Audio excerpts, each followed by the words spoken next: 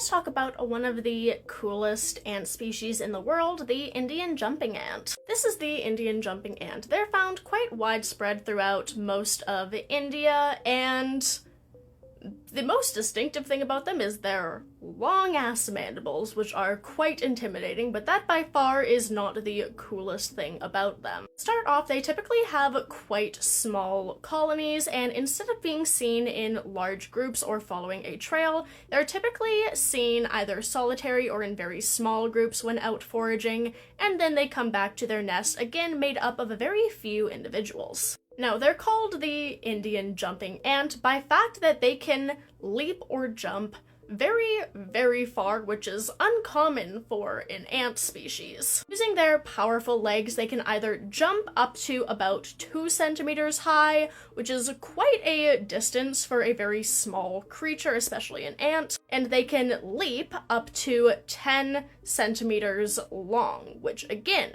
pretty impressive for these little guys. Now, another interesting feature about these guys is they have both queens and gamergates. I've talked about gamergates a little bit more in detail in the Asian bullet ant video, but these guys also have a reproductive cast of former workers. Now, kind of what happens is there will be a queen produced like normal. The queen will go off and mate and then start to form her new colony, like is very common in other ant species. However, once a new colony is formed, that is where it starts to get interesting. The founding queen will continue to produce new workers until she gets old and dies. Then, there's kind of a little bit of a dominance struggle where the workers, the female workers at least, start to kind of fight to determine who is going to become the new reproductive individuals, the gamergates. Now, I said reproductive individuals and gamergates plural because they can have multiple.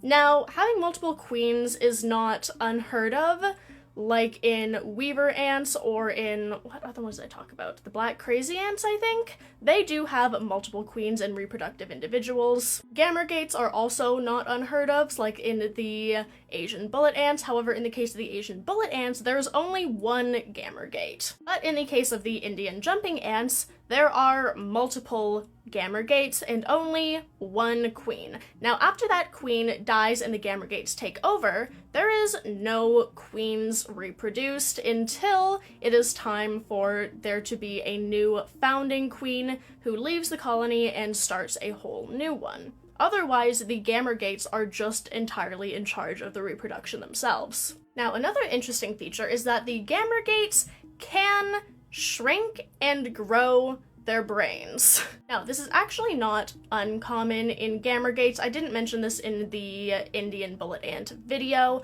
but typically when a worker becomes a gamergate, the brain shrinks. This is so the individual can now focus more energy on breeding and reproduction instead of cognitive activities. All of the energy just goes into the reproduction, so the brain actually shrinks. However, scientists studying these ants removed a gamergate from the colony, or multiple of them, but they removed gamergates from the colony to observe what would happen once they were isolated from the rest of their ant nest. It was done to see whether or not the gamergates would transition back into being regular worker ants once they were away from the colony.